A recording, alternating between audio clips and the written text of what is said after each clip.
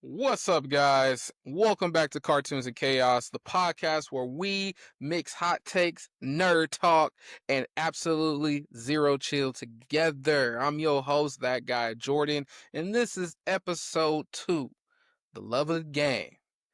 If you're new here, hit the follow button, leave a review, and get ready because today we taking the gloves off. First and foremost, I want to get real for a second. Cartoons and Chaos isn't just a cool title I came up with. It's a piece of my heart. The podcast was born out of frustration. I've been frustrated with working at my job and everything like that. I've worked for companies that don't value my creativity or just how I move as a person. I guess basically, I work for companies that just don't care about their people and couldn't see my vision on how to be more productive and be more people oriented. Let's, putting smiles on people's faces. Let's put it like that. That's basically what my vision of things. So I said, forget it. I said, if they won't give me a mic or give me my own center stage of things, I'll make my own stage. I'll make my own. I'll do it myself. I do what I need to do to make people happy because I'm a content creator because I love this. I love the journey of it. I love the grind of it. And I want to be more serious about this. It's not about the money. It's not about fame, going viral. If those things happen, great, cool. But it's never about that. It's about the joy that I get creating these videos and creating this podcast and creating this content for, the people that genuinely need a smile on their face, something that brings people joy. It's about making people laugh and smile or nod their head and say, "Yo, I feel that." That's what this podcast is about.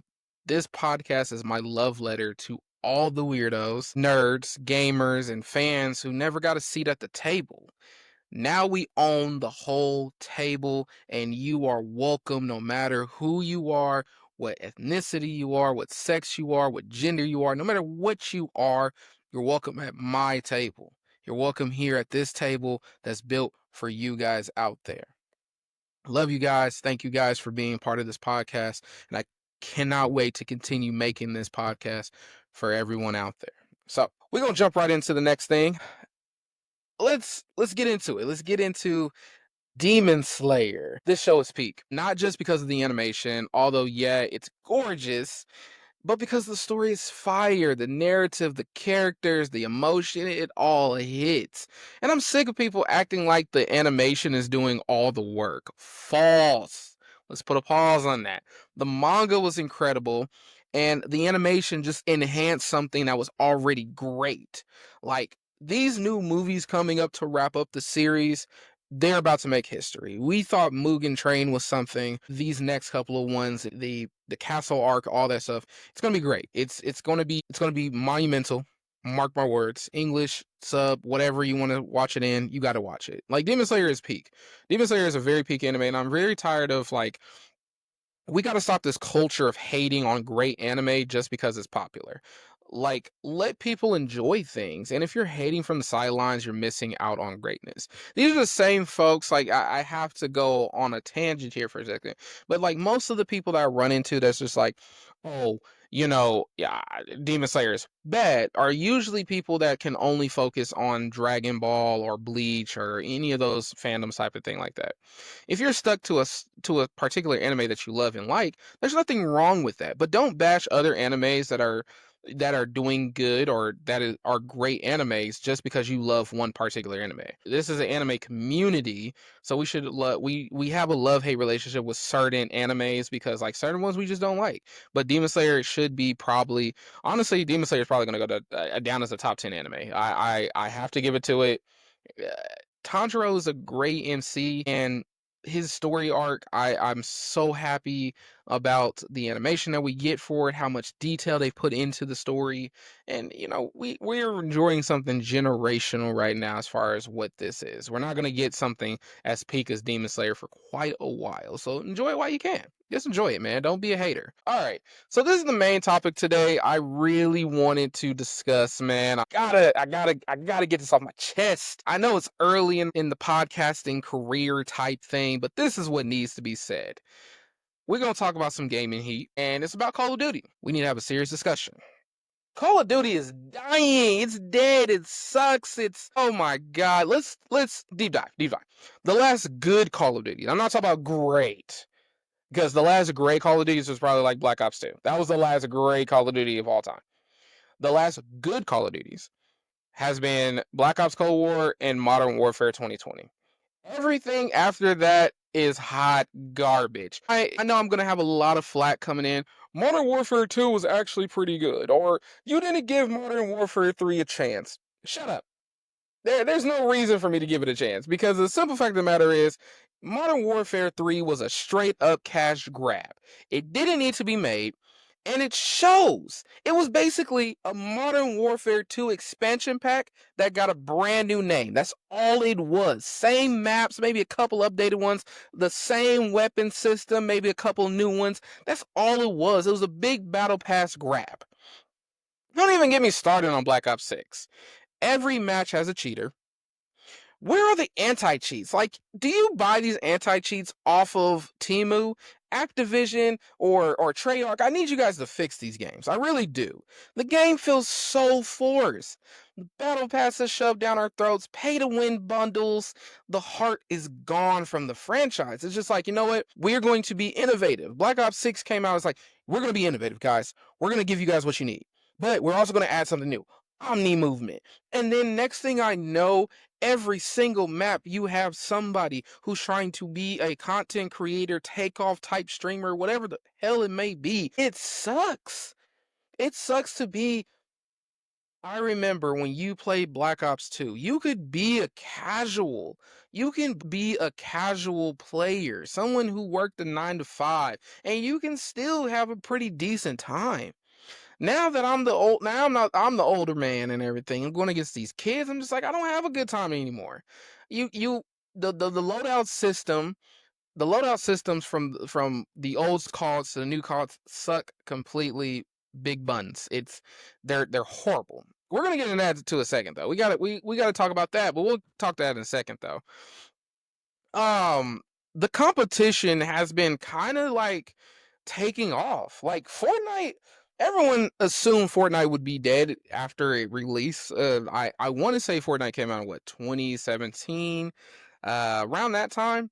Fortnite has been going strong because the simple fact of the matter is it knows how to cater to different people.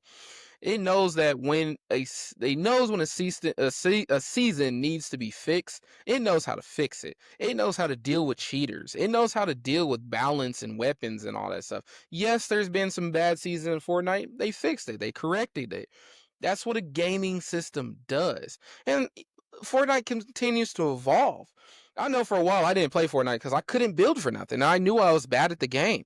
Then when they said, we're going to bring no builds to the game, I hopped back on so quick and never had that much fun.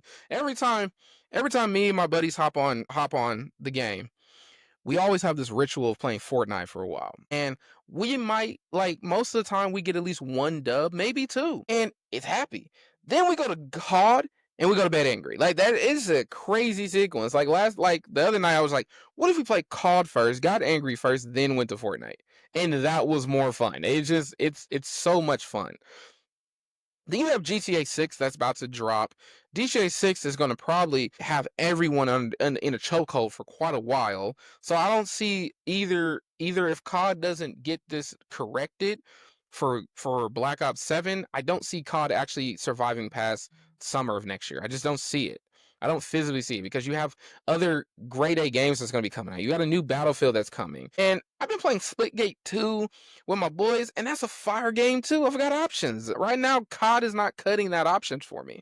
You have Madden, you have the Madden and college football coming out next year. There's rumors saying that we might be getting another God of War game. There's just a lot of different things that might be coming out next year that's going to see COD fall off the map. It's the truth. The truth of it is that COD is dying. But COD would not be in the gutter as bad as it would be if it wasn't for, drumroll please, streamers. This one might get me in trouble because I don't care. We need to talk about streamers. Streamers have done a lot for the industry. Some good, mostly bad though. Let's be real. They've also ruined the multiplayer experience. That's why Call of Duty is in the gutter.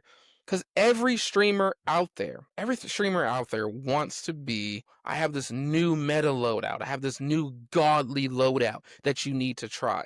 What happened to the basic loadouts? What happened to let me test out this loadout for myself. Like, what happened to that? Because everything is about meta now. Use this gun. This is the loadout. Don't use it. It's trash. Like, bro, how about we figure out our own play styles? Because that's the only way we could learn how to be better gamers. Because when we played Black Ops 2, I don't know if a lot of y'all remember Black Ops 2 the way I remember it, but I remember it was a very simple system. You unlock most of the things and you find the 5 attachments that works for you. And if you wanted to go up to 7, maybe 8 attachments, you can put a perk in to do it, and there you go. That's your gun. But for the most part, you put 5 attachments on a gun and said, this is what I'm rocking with. There was no meta. There was no, this gun is better than this gun. Everything was balanced, especially in the hands of the user. It didn't matter if the gun was bad itself. It matters on how you use the gun. And so it's like, bro, uh, the streamers also get these early access and leak all the surprises. Like every time, like I've seen the Call of Duty, like last time we did Call of Duty, like Black Ops 6, you had a couple of streamers who was like, "Oh yeah, this is that new bundle right here. Look at this gun." I knew what the XM4 was in Black Ops 6 before I even played the game, and I was just like, that just ruins the experience. And I wasn't even looking for it. Like, they leak that stuff. The second the game drops, they're 10 hours deep. They're already maxing out their stats. And it's just like, yo, relax. Go touch some grass. Go get a girlfriend. Do something productive with your life. You don't have to just be just this Call of Duty genius type of thing. And the bad part about it is that a lot of us eat into it because it's like, well, I'm bad at the game, so I need somebody to tell me how to actually be good at the game. And you're not actually good at the game. You're just buying meta loadouts. And you know what? And on another note of that, we got to go back over to Fortnite because honestly, the worst streamer of them all is Ninja. Yes, I said it. If you guys are out there right now who know Ninja or anything, tell him I said he's not a good streamer. Tell him I said that he sucks at Fortnite. Like, the crazy thing about Ninja is every season's a problem when he's losing. If you go watch his streams, like, I'll give you an example. The Marvel event. When Marvel came to Fortnite in this last year, it was so fun. Captain America's shield, the Iron Man repulsor, all that stuff was fun. He had a couple of bad games where he had like negative KD. He couldn't really get with it. Everyone was just like getting at him, and he was just like, "This game, it sucks. It sucks." That very next day, like Epic Games saw that, and Epic Games was like, nerf everything. They nerfed everything to the ground, and it's just like, damn, there's no reason why Epic should bend the game to fit his complaints, to fit his narrative.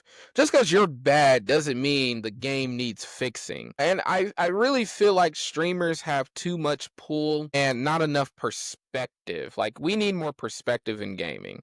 It's time we took back the fun in gaming. And that's just the honest truth here, man. So those are my complaints for today. It's a little bit of a shorter episode today because I really wanted to kind of just get those out. We're going to have a bit of a longer episode next week because we are going to be ranking the top 10 Naruto characters of all time. And yes, we are including Shippuden Heat. We're talking movie sequels next time as well. Like, why do the second movies of a movie franchise usually it's fire, but then the third one is just straight garbage? Plus, what's going on with the new Fantastic Four and Superman movies? Episode 3 will drop next Monday, and we're getting even hotter. Until then, we're going to keep it chaotic.